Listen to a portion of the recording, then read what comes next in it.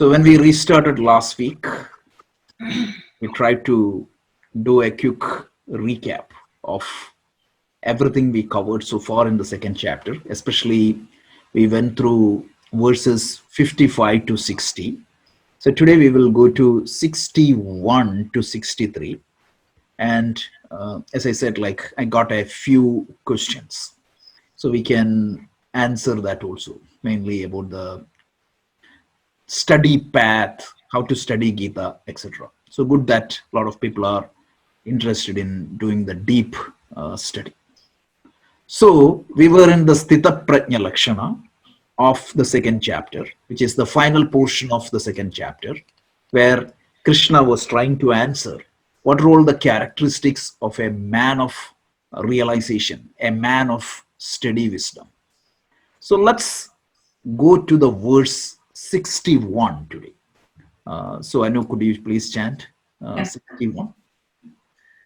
तानि सर्वाणि संयम्य युक्त आसीत मत्परः वशे हि यस्येन्द्रियाणि तस्य प्रज्ञा प्रतिष्ठिता.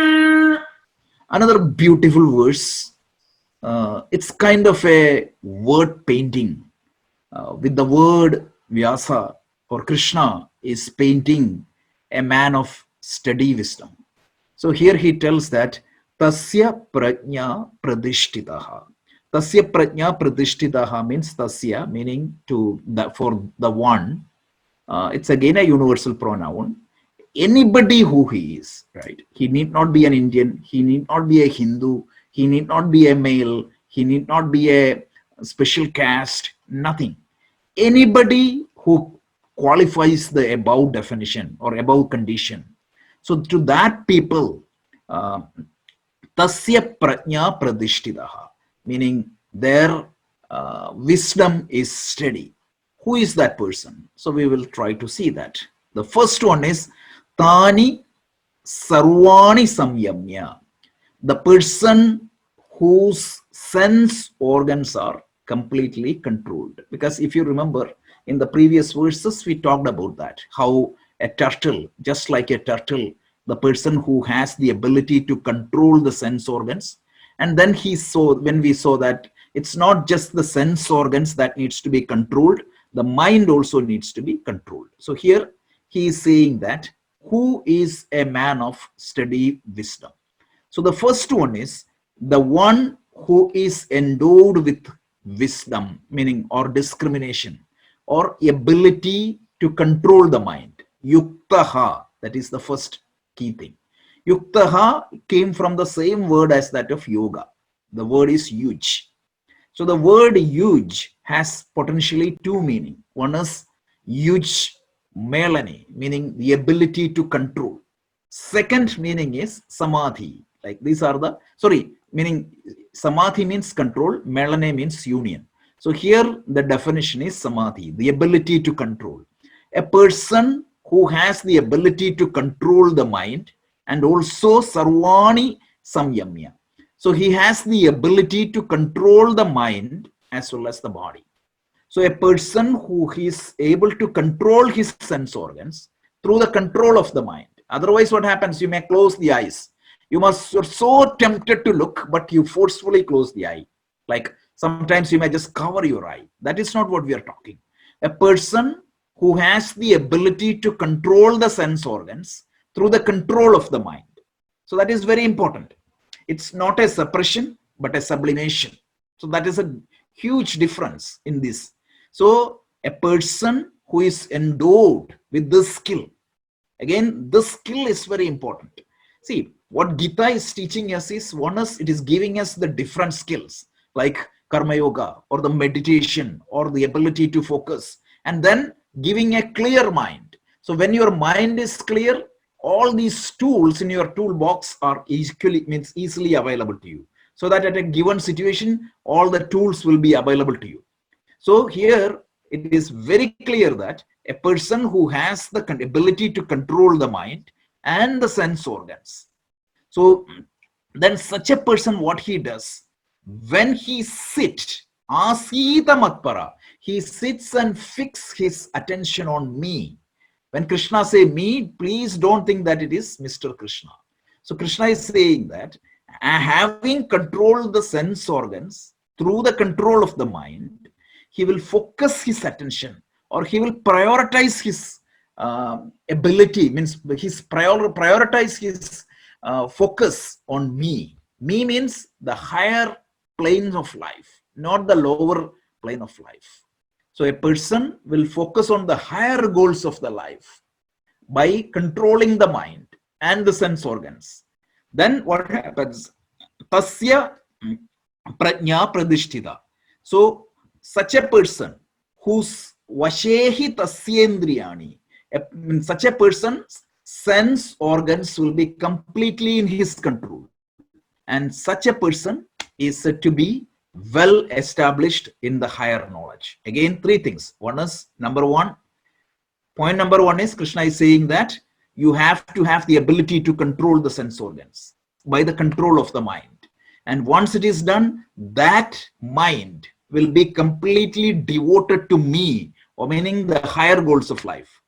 Even the criminals, otherwise, they have the ability to control their sense organs and the mind, because they will be living a dedicated life for doing the criminal activity. That's not what we are talking here. So you have the ability to control your mind and the body, but that such a mind which is controlled is focused on the higher goals of life. Such a person, the wisdom is steady. So tani sarvani samyamya yukta asita matpara. Matpara, you are united, you are connected, and you are focused on me, meaning the higher goals of life. Vashehi yasyendriyani. He is for whom all the indriyani, meaning all the sense organs, are controlled. Tasya prajna pradishtita. Again, brilliant definition. So learn two skills: ability to control the body, ability to control the mind, and then keep the higher purpose of the goals in your first as your priority. And when you have complete control over the body and mind, when your mind is focused on the higher goals of life, such a person is said to be stable in the higher knowledge. So having restrained all the sense organs, he should steadfast, intent upon me, his wisdom is steady, whose senses are under control. Again, one more verse in the same direction.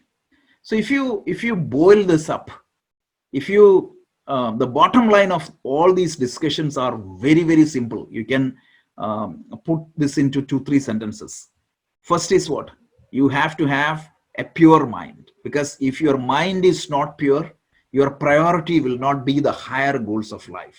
You will be always after something else. I was reading Hitler's biography. You could see how much hatred he had for these Jews, etc.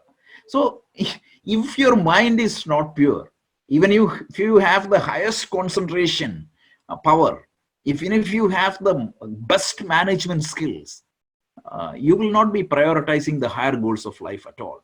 So practice Karma Yoga, make sure that your mind is pure, and then practice Upasana Yoga, make sure that your mind is stable and controlled, and then practice Jnana Yoga and make sure that God or the higher purpose of life is your priority. So this is the bottom line. Every verse is leading into that direction. So hope this point is very clear. The path of the Gita is Chitta Shuddhi, Chitta Sthiti, and the knowledge, right? So Atma Jnanam, Chitta Shuddhi, Chitta Sthiti will lead to the Atma Jnanam. Atma Jnanam meaning Atma, when I say Atma, don't think Atma as an external object. Atma means self, my own knowledge, a clear understanding about who am I, what am I. So this who am I and what am I will be possible only when the mind is pure and stable. And that is what is highlighted in this verse. Krishna is very clear about that. The body has to be under control. The mind has to be under control, meaning it is stable. And then it has to be reveling in the higher purpose of life. Where there is darkness, the light won't be there. Or when there is light, won't be any darkness. Darkness and light cannot coexist. And if your mind is reveling in the higher goals of life, the lower goals will go away. So this is what it is. Clear? Hope this verse is clear. So let's see. Understand the higher goals of life, control the sense organs and their mad, lustful wandering. And this is achieved through the control of the mind. Keep the mind calm and controlled. That is the healthy state. And then focus on the supreme and the higher goals of life. This is the characteristics of a man of steady wisdom or the highest wisdom. Good? Okay.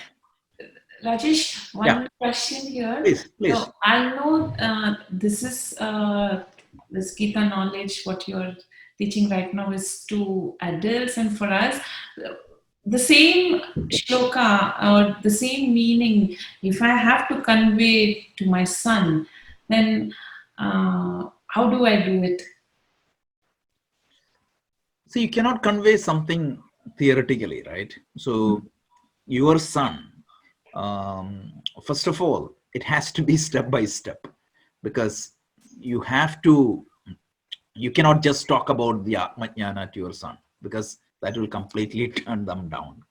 So initially, what you have to do is step by step. You may have wanted to ask him, right? So a couple of things. This is how I start. Like, don't even talk about the end or anything like that. At least small things. One is means out of the Panchamahayajna, like what exactly he is interested. All these kids are interested in supporting other people. So at least make sure that, or inspire them to do something good for the others. It could be Deva Yajna, it could be Pitru Yajna, it could be Bhuta Yajna. So if you take Pitru Yajna, at least have them one meal once in a while with you guys, right? At least talk to them. You find time to talk to him. Let him find to talk to you. So that is one thing. Second thing is, like, can you inspire to do him at least something good, right? So all these kids are pretty much interested. I find you can easily convince them something good for the others, one regularly. And then Upasana Yoga, that is very important. Probably in the other Gita class we talked, the Vedanta class we talked about, at least one meditation, one minute meditation. Those are the things you can start with, and gradually they will. You have to have that basic skills. I would only focus Karma Yoga and Upasana Yoga, nothing more than that. And I would not even call it as Karma Yoga or Upasana Yoga. Just give one or two skills, because it is for their own benefit. Even if they go to corporates, they need that. So that is how I start. Sure. Thank you very much. The problem is the parents try to talk about all these big things, and which will turn the kids completely off and go away. And before that, the best way to teach is you leave that. When he see that the mother smiles more, the mother is more happy, she faces the situations bravely and strongly, that will also inspire them. Any amount of lectures won't be that beneficial. It's only live the message. If you live it, other people will inspire by your life also. Sure, Rajesh. Thank you very much. Yeah. Remember, almost all the parents will ask their kids to sit and pray. But do they pray? But they want their kids to pray. Is that going to happen? Never. Okay, so let's go to 62 and 63. This is very famous verse. It is the ladder of downfall. Could you please stand? Dhyayato vishayan pumsah sangastheshu pajayate sangat sanjayate kamaha kamat krodho bhichayate. One more verse. Next verse also, please.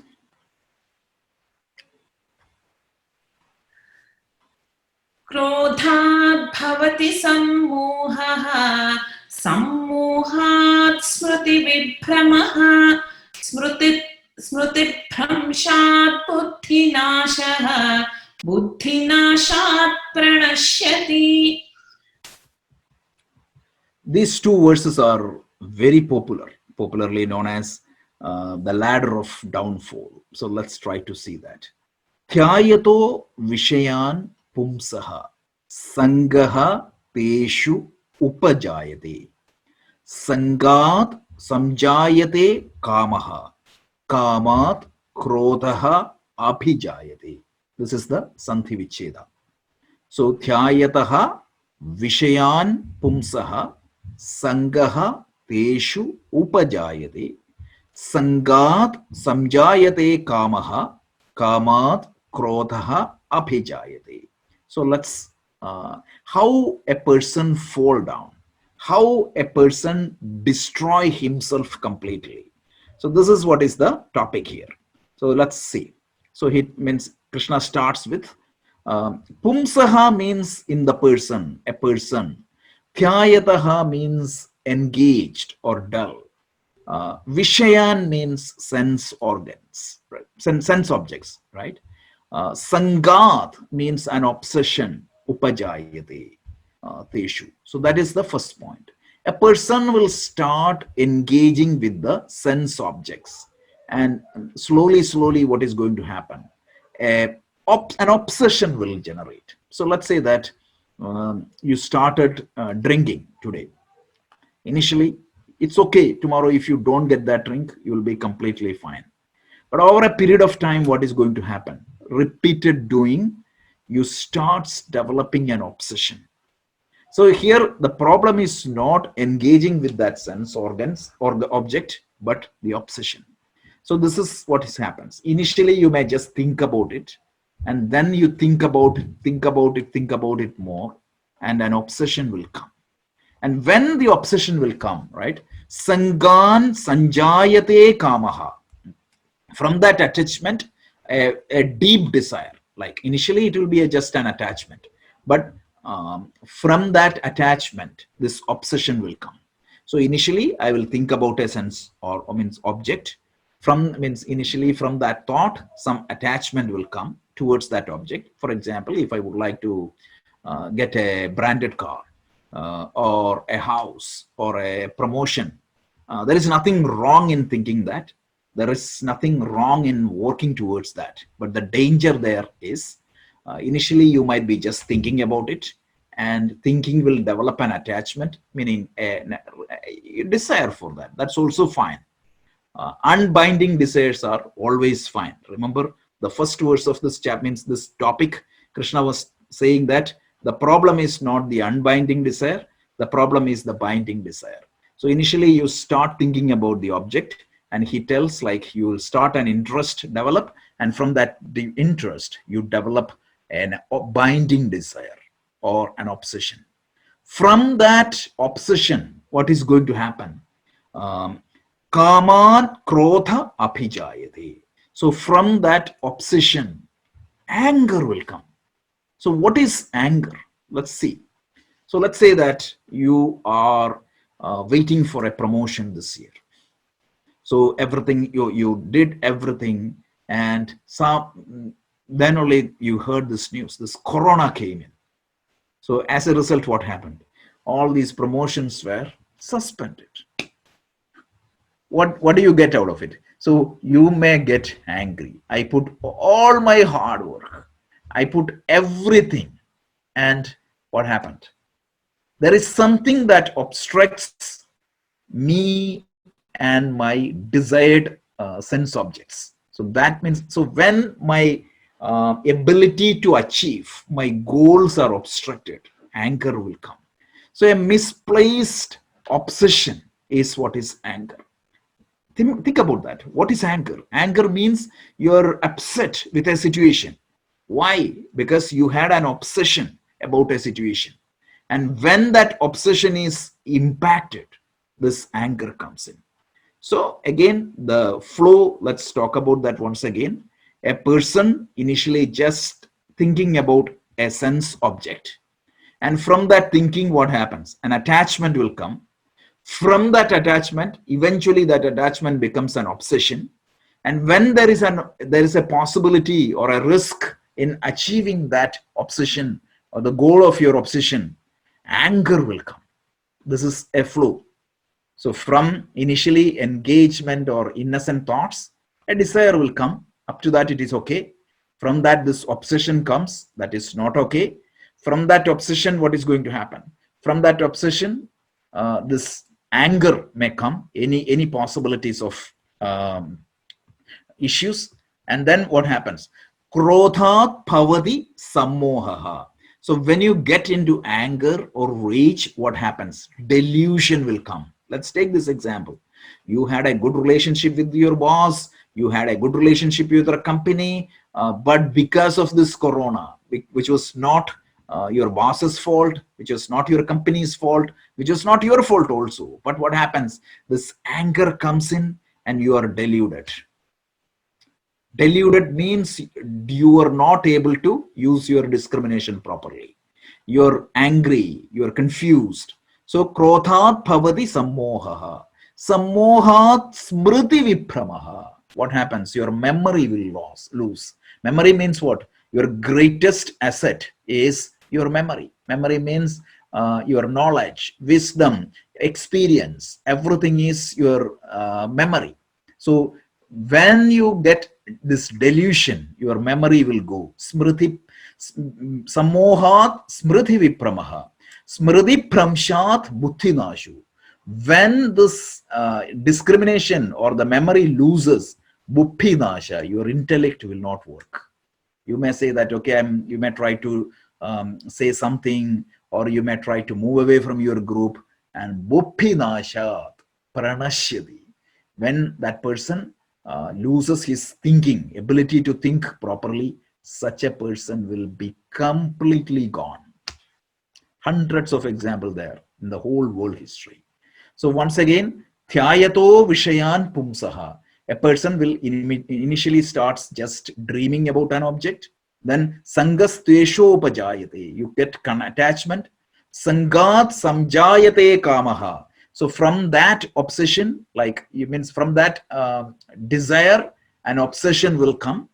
Samjate kamaha, kamat krodho bhajayate. From kama, the krodha will come, the rage will come, or the anger will come. And from the anger, what happened? Krodhat bhavati sammohaha. You will be deluded. And sammohat smriti vipramaha. So all the memory will go. Smriti pramshat buddhi nashat. Like your intelligence will go, and buddhi nashat pranashyati. I'll give you one example which I'm pretty much familiar with. So one person was there back in India. So he means he was not a drunken at all. So one of his friend, from the collaboration with his friend, he started just having an occasional drink. He was pretty much confident that he will be able to control himself. So over a period of time, this drinking has become it means like he was addicted to that. So it was an obsession. And like his means, I know this person. He had an MBA. He was from a good family. His wife was a good singer, sang for even Ilayaraja. That type of great person, people. But this person lost his job. He started drinking always, and the family stopped giving money. At that time, he used to get upset with everybody. He used to shout at everybody. He was under a lot of anger, and that naturally means he would have lost all his thinking and discrimination. The doctor said, if you drink again, you will not survive. Finally, means he went to his friends, and even other people lied and collected money, went and again had all these drinks. Finally, this person passed away at the age of 39. This is exactly what happens. So, thyayato vishayam pumsaha. Initially, you start thinking about it. Some people say that I'm only thinking about it, that what is wrong in that? So from that, what happens? Sangas tvesho upajayate. You get some attachment. Sangat sanjayate kamaha. From that attachment, obsession will come. Kamat krodho abhijayate. From that attachment, right, this anger will come. Krodhat bhavati sammohaha. When you get angry, you get deluded. Sammohat smriti vipramaha. So when you are deluded, like your memories will go. Smriti pramshat buddhi nashu. Your thinking capacity is gone. Buddhi nashat pranashyati. So when you are your intelligence or ability to discriminate is gone, such a person is always is gone. Actually, he is destroying. He himself means he will get destroyed. So this is very popular verse, and actually there were a lot of university, I mean Western universities has conducted research on this. This was brilliant, brilliant two verses. So please pay attention to this verse. Let's see the sequence once again.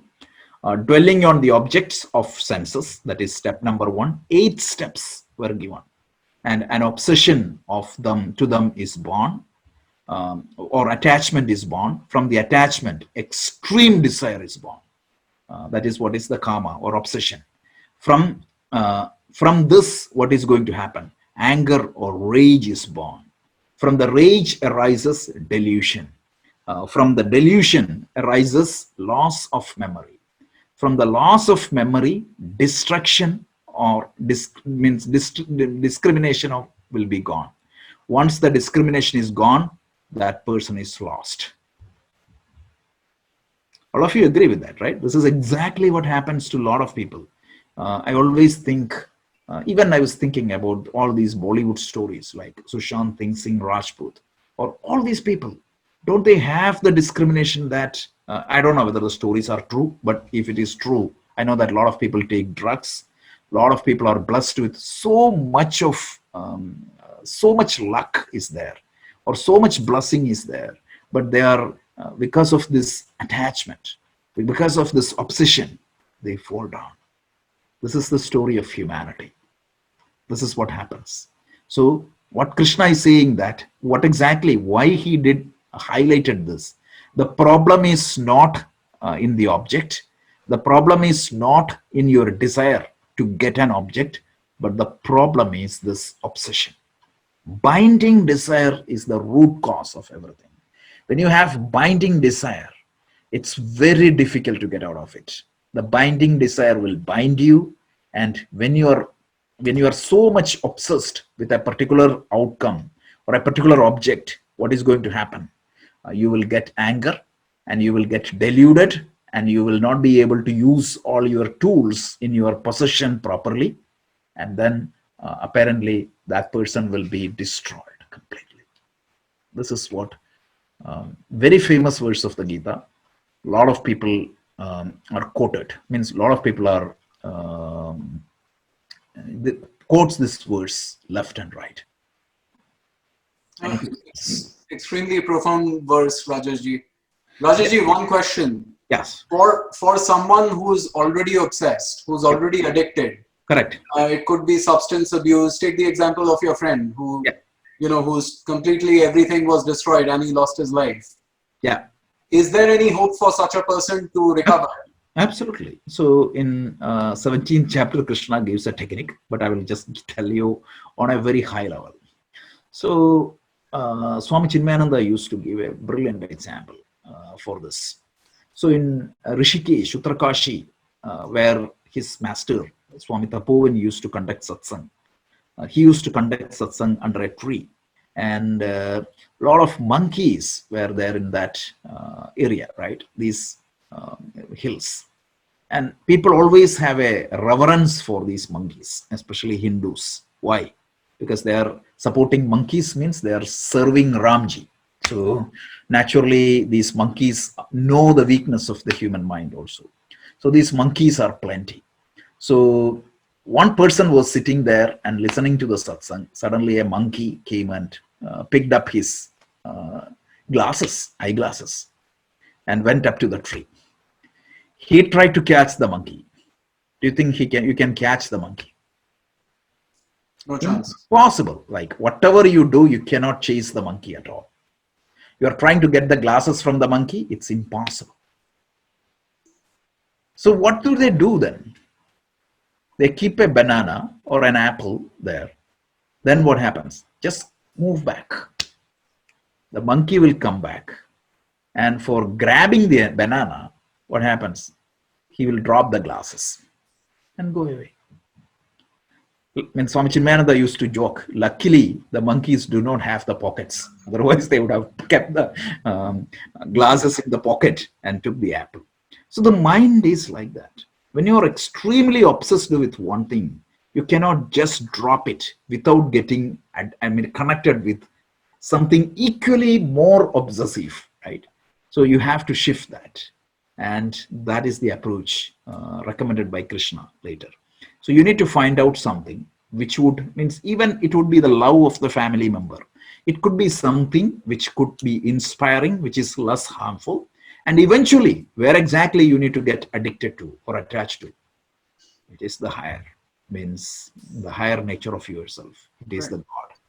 So, but Rajaji, I was wondering that, to someone who's an alcoholic, it becomes a medical problem, a pathological problem. Absolutely. So, means I'm coming to that. Right. So, the whole Vedanta, we talk about two categories of people. Again, I have to call out Swami Chinmayananda. He used to classify the human beings into two categories. One is what? Normally abnormal people, and the second category is abnormally abnormal people. So the example you have cited, an alcoholic addicted people, you cannot give all these teaching and get him out of the obsession. It's impossible. It's a medical condition, and sometimes you need to do treatment. So the Patanjali Yoga Sutra also clearly calls out such people needs aushadha, counseling, aushadha, etc. So bring them to a certain extent level, and then you will have to get him, because otherwise what happens? The medicine alone won't do, because the medicine may give them a temporary relief. With that temporary relief, you need to find him something very much inspiring and connected to. Otherwise, it is going to be a problem. Because means I've seen a lot of people go to these de-addiction centers, get treated, come back, it will be good for some time, and after a period of time, what is going to happen? Relapse. Go back. Yeah, exactly. So you need to means treat. There is no substitution for the treatment also. So you have to treat. You have to bring them back. And Patanjali Yoga Sutra call it as aushadhis, or the doctors has to be engaged for these abnormally abnormal people. And Vedanta and the yoga and all that is for normally abnormal people. We all are normally abnormal people.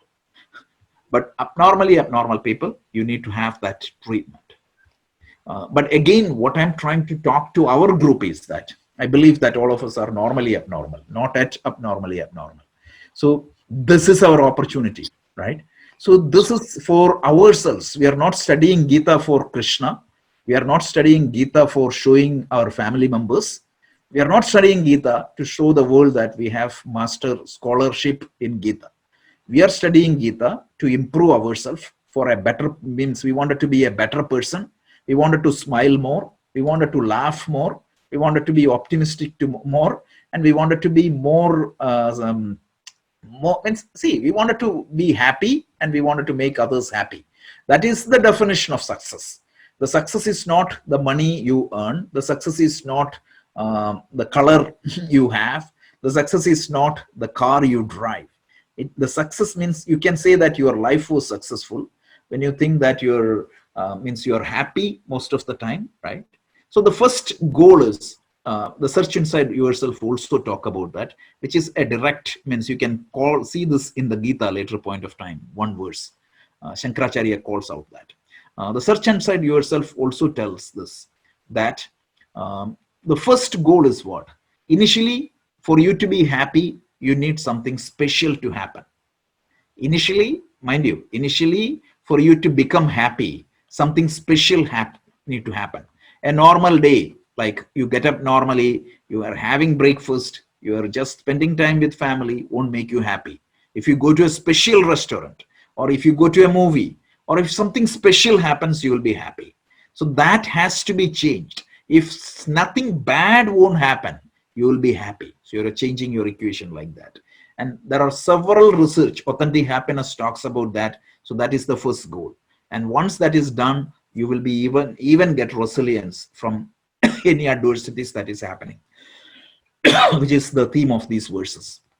So you're doing these practices, the karma yoga. I mean, so now the question is, all of you agree with me, right? You all want this to happen, but you don't know how to make that happen. What is that formula for this to happen? Or what is that pill you can eat to make this happen? If there was a pill like that, you all would have gone and purchased it. So I don't think you will not dispute on what I'm talking. The only concern you have is how to do this. Again, coming back to the basic point the Gita is telling. Start karma yoga and start upasana yoga. Stick to dharma. Stick to your dharma. That's it. If you means don't tell me that I don't know the complex rules of dharma. The basic rule of dharma is common sense. The common sense is the basic rule of dharma. Means, and the basic lifestyle program is already given by Krishna in the 6th chapter. I quoted that multiple times, but let me quote that once again. 2 verses from the 6th chapter. You have to follow that. One is Uttaret Atmanatmanam na Atmanam Avasathayir. Atmaihi Atmano Bandhuhu Atmaihi Ripuratmana. You have to lift yourself by yourself. Don't think that a savior will come from the heaven and lift you. That won't happen. You will have to lift yourself. Everybody has to do that. You cannot do that for your son. You cannot do that for your parent. You cannot do that for your spouse. Everybody has to lift themselves. All of us can inspire each other, but the actual action has to be done by ourselves. How can you make you sleep, right? How can I mean, of course I can give you a good bedroom. I can allow you to go there and sleep. I can make sure that there is no disturbance there, but eventually the sleep has to, means you have to sleep like that. You have to lift by yourself. Your spouse can make you a good environment at home. Your children can make you happy, but eventually you have to lift by yourself. So one verse Krishna talks is very, very, very popular. What is that? Atmaihi Atmano Bandhuhu. A person who means a best person, a person who is lifting himself by himself, he is his best friend. Atmaihi Ripuratmana. A person who is the cause for falling himself down, he is the greatest enemy. So I can be my best friend and I can be my worst enemy. This is one of the most popular verses of the Gita. Please remember this. And the second one is Yuktahara Viharasya. Yukta Cheshtasya Karmasu. Yukta Sopnavabodhasya. Yogo Bhavati Dukhaha. The yoga is going to clear out all the dukkha. How? Yukta Ahara Vihara. Means appropriate, balanced diet. You need to make sure that the quality of the food you eat, the quantity of the food you eat, the quality of what you see, the quality of, means the quantity of what you see, the quality of what you hear, all that, all the sense organs, make sure that it is appropriate, balanced. Then yuktahara viharasa, your activity, what you do, it's not too much, it is not too less. Your recreation, it is not too much, it is not too less. And then sleep, it is not too less, it is not too big. So such a lifestyle follow, stick to dharma, you will develop these skills naturally. That is for sure. So all these complicated teaching can be brought down to these 2 practices. That is why Vyasa, means at the end of Mahabharata, he tells like, I gave you the simple technique, this karma yoga and upasana yoga. Just go and practice. It is going to help you to solve all the major problems of life. Right? Even in 2nd chapter, like we saw, Krishna said what? Swalpam apyasya dharmasya trayate mahado bhayat. Even a little bit practice of these 2 techniques will save you from greatest problems of life. So even in our Vedanta class, we started that discussion, right? So one thing we just need to make ourselves committed to is, see, every month, make sure that you are practicing karma yoga a little bit. So karma yoga means proper work with proper attitude. We talked about that earlier. The first point you have to do is that I'm not doing, knowingly, I'm not doing any tamasic action. Tamasic action means I am the only beneficiary at the cost of somebody else. I'm not doing anything illegitimate. I'm not going to cheat IRS. I'm not going to cheat anybody. I'm not going to hurt anybody. Means knowingly. Of course, hurt means you have to, it's not that you should not get angry or anything like that. You know that I'm doing it for my selfish benefit. I'm going to cheat others. See, when you are not paying the tax, that means it is a problem. So make sure that you're not committed to any tamasic action. And rajasic actions, you have to do it because you have to feed your family. So 80 to 90% of your activity will be rajasic. But along with that, make sure that the swatik actions are followed. So the Panchamahayajna, Devayajna, Pitriyajna, Bhutayajna, Dravyajna, Manushayajna. Manushya means you're spending your time to support the other humanity. You help a person to find a job, or you listen, you give your ears to another person to tell his problem or listen to his problem. Or if you have money, just support one child's education. Or you're giving some donation to somebody, means knowing that it is used for good. That's also important. So some support to humanity. That is the Manushya, Devayajna, just doing like a 5-minute prayer. Like just go to one place, sit there and do your prayers at least 5 minutes. Or at least means 5 minutes is good enough. Just do one prayer. You don't have to do complicated Vishnu Sahasranama, all the rituals, etc. Just converse with the Lord in plain English or whatever is your natural language. Tell that, oh Lord, this is what means, whatever is your problem, just tell him, or just do 1 or 2 prayer. Let the whole my family will be good, my friends will be good, everybody is good, and if you think that somebody needs help, just at least pray. So Devayajna, Manushayajna, Bhutayajna, meaning at least you are not disturbing any nature, right? Your action when you go there, not throwing something into the river, or you are not polluting something. If possible, you are planting a tree, means growing some vegetables. Like all of you can buy a plant and keep at house. It gives oxygen and it is good. Actually, it is Bhutayajna. Or sometimes maybe $1 donation for rescuing animal, whatever it is. And I don't know what exactly, it is up to you, but something good for the human, means the other members of the community and the nature. So that is Bhutayajna. Then Pitruyajna. Pitruyajna is typically considered as Shraddha, etc., but it has more significance. It is making sure that you have a strong family. Means it's okay, means it's important to think about the people who passed away, but the people who are alive, right? If your parents are there, just talk to them once in a while, talk to your family, have some family time, just spend 5 minutes, that's good enough, right? So at least 5 minutes, have some good family time. That is going to be really, really interesting and good. And that is what is the Pitruyajna. And finally, Brahmayajna. At least 5 minutes, read the scripture and contemplate upon that and propagate the scripture. So the Bhagavad Gita, we all are studying, just 5 minutes spent for reading. This is good enough.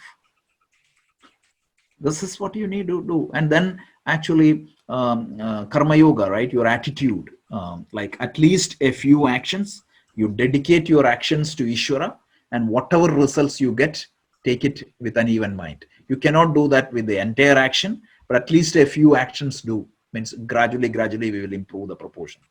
And then Upasana Yoga, 5 minutes meditation or 1 minute meditation, little bit of meditation. This can make wonders. Sorry, I had to tell this because this we need to repeat again and again and again. So any other questions? Otherwise, a couple of questions I got over the mail or through the WhatsApp. I'll just talk about that. Mm-hmm. Okay, could you please repeat, like, how do you practically perform Karma Yoga? Karma, that's what I was telling earlier, right? So first thing is you make sure that you're not doing any bad action knowingly. That is point number 1. Second point is you're doing some good actions. Good actions means that is the 5 categories I was telling. First category, make sure that once in a month or sometimes, right, regularly, you're doing some helping some human beings. It could be your neighbor, it could be one of your relative, it could be somebody in the community. Means it could be your time, it could be your money, or it could be your resource, or whatever it is, right? So sponsoring a child, or like talking to a friend, or somebody is in trouble, you're reaching out to him, say what do you need, etc. So those are Manushya. Bhutayajna, I already talked about that. Growing a plant, that is good enough. Or like donating $1 to an animal rescue, or not polluting or destroying the nature. That itself is good. So that is good. Manushya yajna, Deva yajna, Bhuta yajna, Pitru yajna. Deva yajna is prayer, like 5 minutes prayer every day. It's not like driving and chanting, etc. No, just go and sit one place and do some prayer. 1 minute or 2 minutes or 3 minutes, it doesn't matter. But if you have an honest prayer, sincere prayer, don't say that I don't know Sanskrit, so I don't know Deva Bhasha, etc. God knows all the bhashas. So English or Spanish or any native language is good. Just speak freely. That's good enough. So that is Deva Yajna. And finally, Pitru Yajna means take care of your parents and the people who supported you when you were a child. Remember them. And if you want to do the Shraddha Karma, perfect, because that is also good. It is a means to remember them. But focus more on the people who are alive, right? So, for example, spend some time with your child, with your spouse, take care of them. And the relationship, typically the relationships are two types. One of the best way to have the relationship is constructively contributing, like make sure that, okay, your boss means your spouse is praised by her boss. When she comes and tells you at home, typically what happens? I just listen and leave it. But mind you, like if you just take a moment and tell her, okay, how did she say, what happened then, how did the other people took it, what did you do to get that? If you try to make her relive that experience, that is really good. This is the actively contributing relationship. This type of support in the family was also part of the yajna. And also your child, right? She might be doing some simple thing and coming back and telling you. But if you say that, okay, what happened, and try to relive that experience, recreate that experience through words, that is the best way. So that is part of this Pitru Yajna, because you're creating that wonderful environment within the family. So that is Pitru Yajna. And finally, Brahma Yajna. Brahma Yajna means you have to study the scripture. The scripture gives you knowledge. It is so important. It is at most important that you all should spend 5 minutes a day in reading the Gita. Means I'm not talking only about Gita. You can read other scriptures also. Any scriptures exposes you the higher reality or the higher goals of life. So that is why the scriptural study is very important. So let's spend some time. This is the starting point. And then meditation. Meditation, like every day, 5 minutes meditation. Meditation is just like learning swimming. You are learning a skill for controlling the mind. So Gina's practice is very important. So Sunday's morning classes, please make sure that you attend. She is unfolding in a step-by-step manner all these skill set. So please practice it. So if you give 1 hour for yourself every day, this is good. We are not telling you to just live your life, go to Himalayas and sit there. We can do this as part of our day-to-day life. Rajesh? Yeah. These are the practices part of the Upasana Yoga, right? Karma Yoga and Upasana Yoga. That means the Panchamahayajna is part of the Karma Yoga, Rohitji. So Upasana Yoga is meditation. Upasana Yoga is making sure that you are taking care of the body, you are taking care of the mind. So that is Upasana Yoga. The meditation is Upasana Yoga, and Panchamahayajna is part of Karma Yoga. Karma Yoga is defined as proper work with proper attitude. And this, whatever I considered as Panchamahayajna, will come under Karma Yoga. So in the 3rd chapter, Krishna tells Yajñartva, and means he tells any yajñas is the means for purifying yourself. So that is what these yajñas are given. And later in the 4th chapter, Krishna is going to make sure that any action we do will be converted into an yajña. The food you eat, the breathing, whatever you see, all that will be converted into yajña. So a lifestyle is developed so that whatever I do will fall into that yajña. But what I was talking is about a starting point. A starting point is always the difficult thing. So how do you start something? So this is not very difficult. Following this Panchamahayajna is not very difficult. And 5 minutes meditation is not difficult. So let's do it. Thanks. So Gina is doing these meditation classes. So that is the best Upasana Yoga. Please do that. along with this. So a couple of questions I got was, somebody said, yes, very, very related to the topic we just covered. Somebody was asking me which Gita book I should read, because I said this Brahma Yajna. So whose book I should read? Difficult question. So, but still I have to answer. I'll suggest so they asked me like to give the names of a few books. So let me give that. The first one is, if you are in the beginning stage, I would suggest read Swami Chinmayananda's Holy Gita. That is one book. No, please keep in your mind that every book has its own limitation. The Swami Chinmayananda's book, somebody transcribed it and put it there. So it has that type of issues are there. Then if you are looking for a scholarly study, you can refer Swami Ranganathananda's Message of the Gita. That is a good book. That is really good. If you want to go a little bit deeper, you can study the Gita Home Study series by Swami Dayananda Saraswati. And if you're interested, you can read another book from, it's again a transcribed lecture of Swami Paramarthananda. And it means all these books are there in our library. So please, these 4 books are really good. So that was one question. Second thing is, sorry, Gita Home Study series is also there?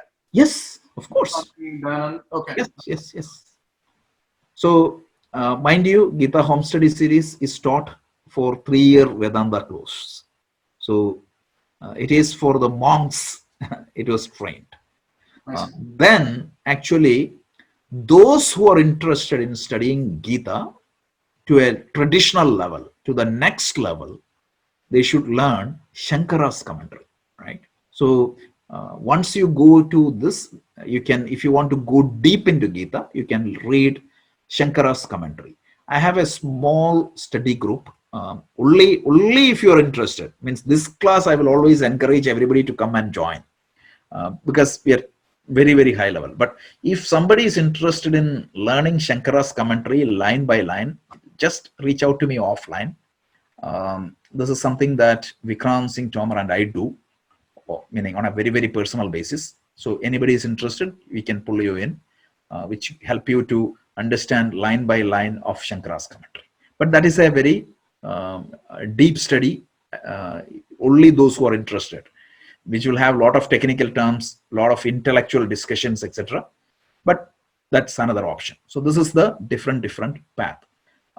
What else is required to study Vedanta? Means, as I said, like some preliminary book, like a Tattvabodha or an Atmabodha would be good. And then once you cover these 2, you can study 1 or 2 Upanishads. So this is the path. That was another question. Second thing is, like, I'm creating a small subset of people, again, those who are very interested in Gita. We are trying to transcribe all these thoughts into a particular written form, all these classes, right? Because what we are bringing up is a combination of the tradition plus a lot of modern examples, plus combining a lot of research, etc. So those who are interested to, means we are going to put that together as raw format. Those who are interested in reading and editing and adding their contribution, you can reach out to me. I will definitely include you. That's another means of studying Gita. So these are some of the options. But most important thing is that take one book and read 2 or 3 pages every day. That itself is good. And also, whatever we are discussing, if you can contemplate that, you will not lose it, and it will definitely help you. Anu, I remember you had another question. Could you bring that up?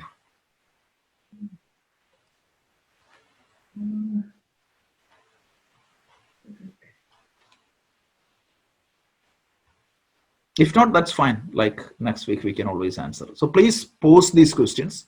So next week onwards, every week, we'll keep 10 minutes at the end for discussion or question answers. Or anybody wants to share anything, that is also welcome. Yeah, Rajesh, this is Sanjay. Yes, Sanjay. Sorry, I'm driving, so I'm not on video, but just like on that part only, right? There are, I mean, like uh, different volumes of Gita for each chapter by Swami Chinmayananda, and it has described the way you explain us in the class. So if anyone is interested, those books are available in Chinmaya Center, or I think there should be some soft copy as well. I will check and I'll share if that's available. Yeah, yeah. So yes, I of course, Mahesh knows. I means I was trained a lot through the Chinmaya tradition. So Mahesh and I met there only.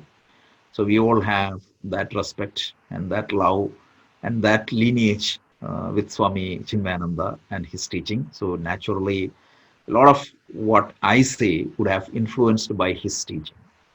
Even though I refer a lot with other masters also, because I always believe that you have to read and you have to grow. Means you cannot just stick to one master's style. You have to connect with the other masters. So Swami Dayananda Saraswati's teaching also I refer a lot.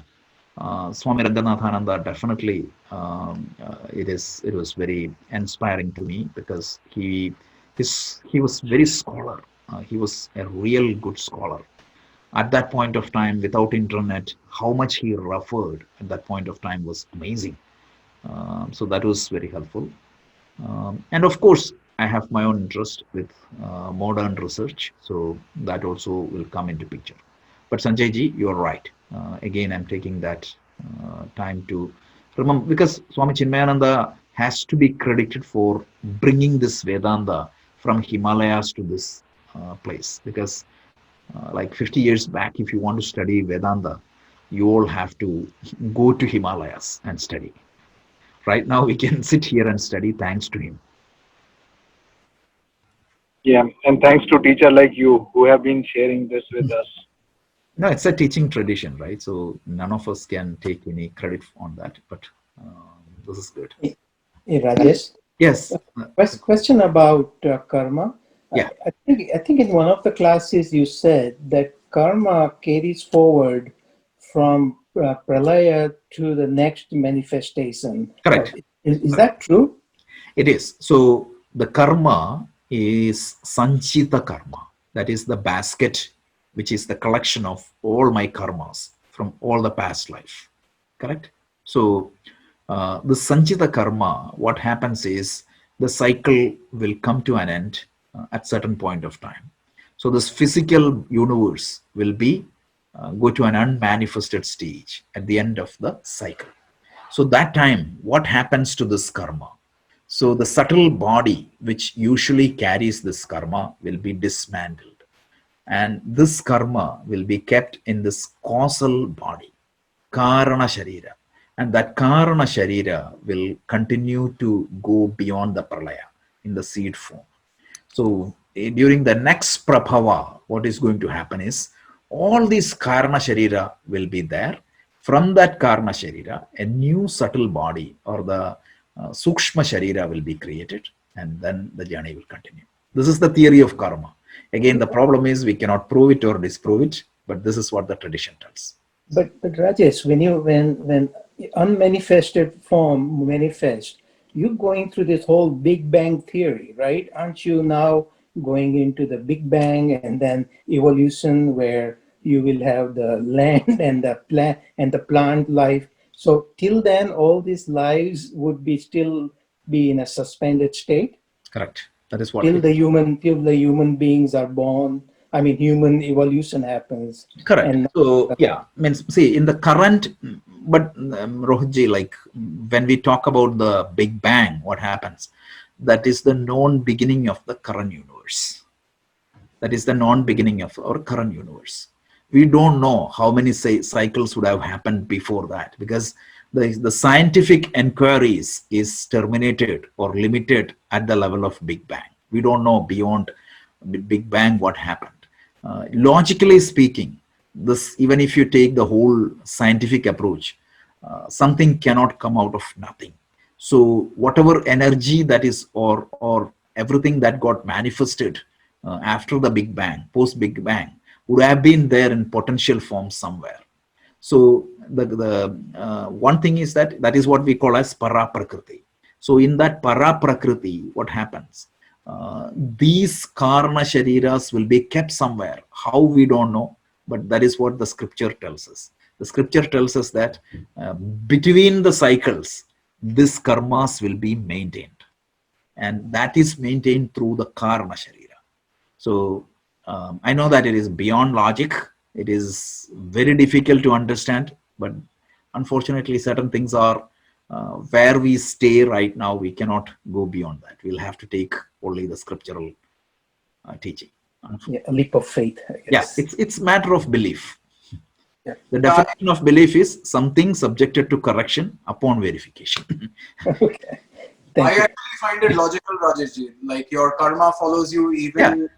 Exactly. Rather than believing that a God, okay, today his mood was not good, put you into something. Rather than I would believe this. Yeah, it continues. Raji, one question: the causal body, the Karana Sharira, is that one causal body, or is it like every individual gets a causal, has a causal?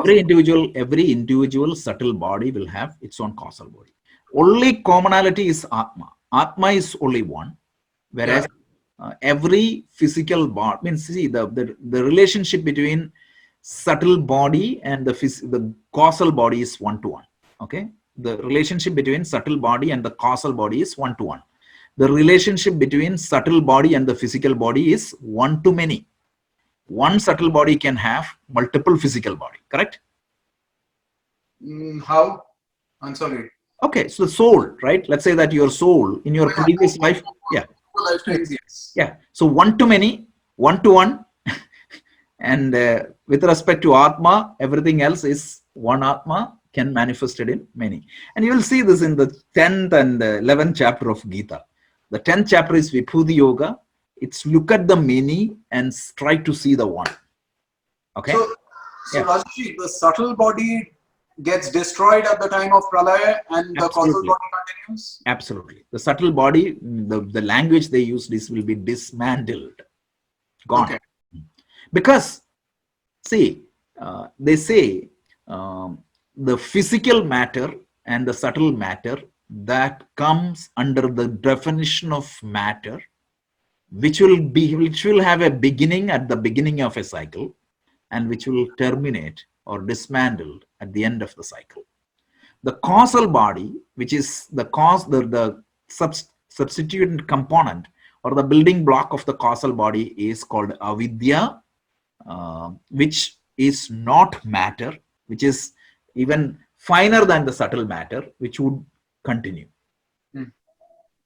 I'll do a little bit more research on that because I'm reading Upanishads. So if I come more information on the karma sharira, I will tell. So what survives pralaya is the Atma and the Karana Sharira. Yeah, Atma, there won't be any change in Atma. Atma is always there. It was there, it will be there, no change. That is the para prakriti. The karma sharira will continue, but it won't mean it will be means, of course it will be supported by the Atma, because see, everything, whether it is sukshma sharira, karma sharira, it's like a gold ornament. What exactly is the constituent of the gold ornament? Gold. Like that, karma sharira is supported by Atma. The karma sharira is supported by Atma. So there is only reality is Atma. Everything else is a variable. And how far the karma sharira will continue? No, nobody knows. And then I told you about Swami Vivekananda. When he was doing this lecture in Chicago, somebody asked him, how the whole thing started? Who created the first karma sharira? Who created the first sukshma sharira? What you say is fantastic and logical. It is better than believing a tyrant god. All fantastic. He didn't call that out. The other people called that out. Okay. Why? How did the whole thing started? His answer was fantastic. He said, I don't know. He said that, honestly speaking, I don't know. But I cannot give you a better explanation. I cannot give you an alternate explanation. So if you're interested, read his paper on Hinduism. under Chicago Addresses. If you go and read Swami Vivekananda's paper on Hinduism, you can see his answer. I don't know.